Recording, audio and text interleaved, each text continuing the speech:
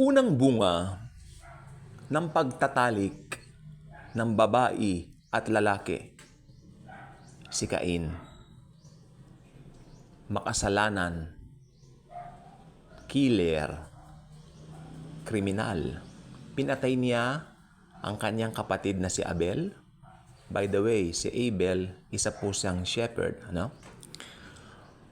Ngayon, dito makikita natin yung kapuspusan ng kaliwanagan na ang tao, since nung fall, which is nalinlang ni Satanas, si Eva, at si Adan na rin. Dahil, siyempre, actually, nakapangalan sa kanila yung pagkalinlang ni Taning.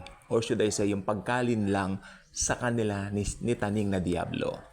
Which is, makikita po natin dito, nandun na talaga yung kasalanan. The moment na kinagat nila yung mansanas. Mansanas na lang po para medyo social naman yung bunga. Para may pangalan tayo. Pumasok na yung kasalanan doon.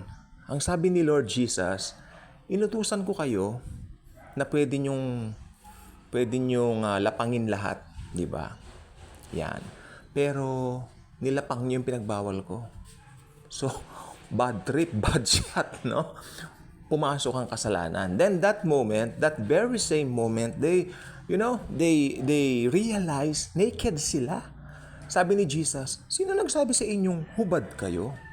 O, diba? And then, kumuha sila ng mga dahon. Ito yung kanilang ipinantakip sa kanilang, na-realize o na-discover na kahubaran. Tandaan po ninyo, nung hindi pa pumapasok ang kasalanan, walang consciousness ang tao sa kalibugan. Walang consciousness ang tao sa kalaswaan. Walang consciousness ang tao sa tinatawag na kahubaran. Mark that word.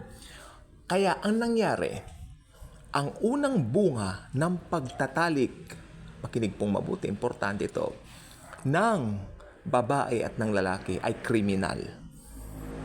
See? Ito po ay binibigyang diin ng Biblia sa atin. For all have sinned. Di ba? No one is righteous. No. No, no, no. So,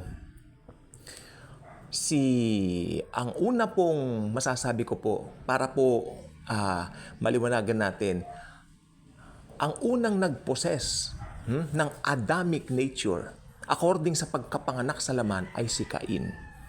Adamic nature. Pangalan ng daddy niya, si Cain. But actually, tinatawag nating Adamic nature, yan po ang sin nature. S-I-N, nature. Nandyan na po yan. Actually, kahit gano'ng ka-cute ang isang baby, yes, nandyan ang sin nature. Pero may good news po tayo. May good news, Book pa lang po ng Genesis, nag-provide na po ang God the Father ng solusyon sa problema ng sin. Ano nangyari? Si Jesus Christ. Siya ang ipinadala. I hope hindi po maapektuhan to. May narinig akong tugtugan. Nakaka-bad trip yung malakas na magpatugtog. Ba't ba hindi nila na sarili niya mga tugtog nilang yan? Di ba? Ganado kang mag-share, ganyan. Okay lang po yon. Chill lang ako. Jesus is with me. Tapos, sana nga ba tayo ang sinasabi ko Ayan, so nag-provide ng way si God the Father, si Lord Jesus Christ, the God of gods, na naging tao. Di po ba? So, may solusyon na po. Ngayon, tingnan po natin ang buhay ni Cain. Si Cain po ay naging mainggitin. Makikita mo kay Cain yung pagpasok ng kasalanan o yung sabihin mong, nasa nature niya na talaga yung kasalanan. Sino ba nagturo sa isang bata para mainggit? Hindi po ba wala? Sino ba nagturo sa isang bata na magmura? Hindi po ba wala? Dahil nakatanim na po, naka-implant na po diyan ang sin nature. Kaya sa sobrang inggit niya, tinanggap ni Lord Jesus ang offering ni Abel, while kay Cain, he rejected it. I don't know why, but the Bible clearly states na pinatay ni Cain si Abel dala ng envy, nainggit po siya. So, sin nature is the main problem. Doon pa lang unang anak pa lang nila, Cain at Abel. Tingnan mo, ang unang anak, kriminal agad Unang anak pa lang yan Na-imagine nyo, gaano na karami ngayon ang mga otat o mga tao sa buong mundo. Oh, di ba? Imagine those people without Christ, without the Lord Jesus Christ within them, ay yari na. The sin nature is the main problem. From Genesis to Revelation, sin ang problema. Okay? Nagkasala ang tao sa Revelation. Gawin nating Bible ang brief. Gawin nating brief ang Bible. So, gawin nating parang mas madaling maunawaan. Okay? Genesis to Revelation. Kaya kong pangalanan yan ng ilang minuto. Genesis, nagkasala ang tao. Then, dumating ang solusyon, si Lord Jesus Christ. Tanggapin mo man o hindi,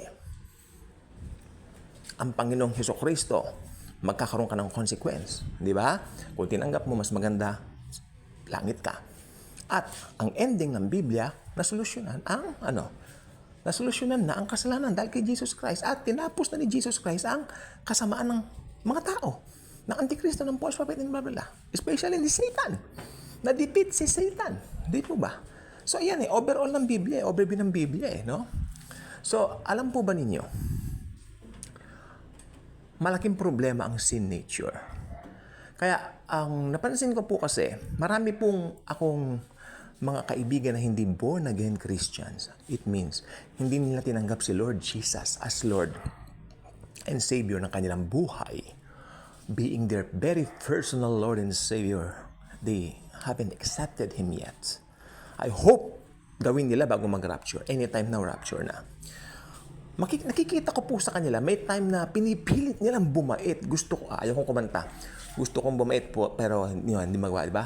So, they're trying their best na maging mabuti, sa kanilang will, effort, and all that, but still,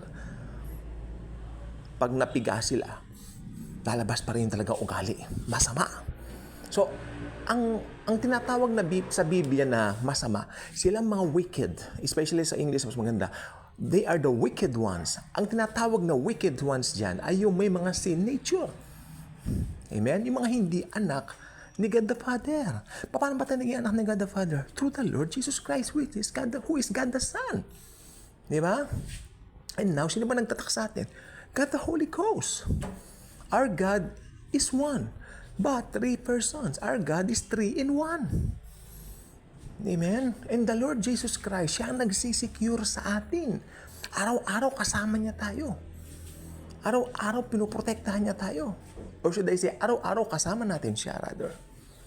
Kaya, yung mga nakikipag-isa na kay Kristo, bago nang nilalang, 2 Corinthians 5:17. Yan po ay maliwanag na turo ng banal na kasulatan. Kaya, whether nagkakasala ka pa, ito ang inang problema. Ako nung bago po kong born again, sabi ko, pa nagkasala ako. Lord, nagkasala naman ako, Lord. Ayoko na magkasala. Ganon. And yet, ang Panginoong Hesukristo, talagang i-reveal niya yung grace sa'yo. Once for all, you are forgiven, my son, sabi niya. Past, present, future. Thank you, Jesus. The only thing I can do is say, thank you, Jesus. Wala akong pwedeng i-effort, wala akong pwedeng i-offer. Kaya may kantang, I give you my life. Hindi, siya na nga nagbigay ng life sa'yo. Kasi hindi mo kaya magbigay ng life. Hindi mo ba? If you know the grace, if you know the preaching of grace, the message of grace, masaya ang buhay mo. Akala nila happy-go-lucky lang tayo mga nasa grace. Pero hindi. Masaya tayo because we know, ano man ang mangyari, si Jesus, niyayakap tayo. Yung mga hindi under grace, ng mga ibang Kristiyano, pero Christian din. I hope dumating sila sa pagkatuto or pagka-discover nila ng grace kasi freeing, very freeing.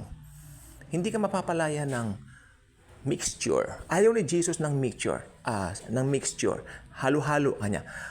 Sabi ni Jesus, yung bang bagong alak, saan mo dapat ilagay? Dapat ilagay mo ang bagong alak sa bagong lalagyan or sisidlan.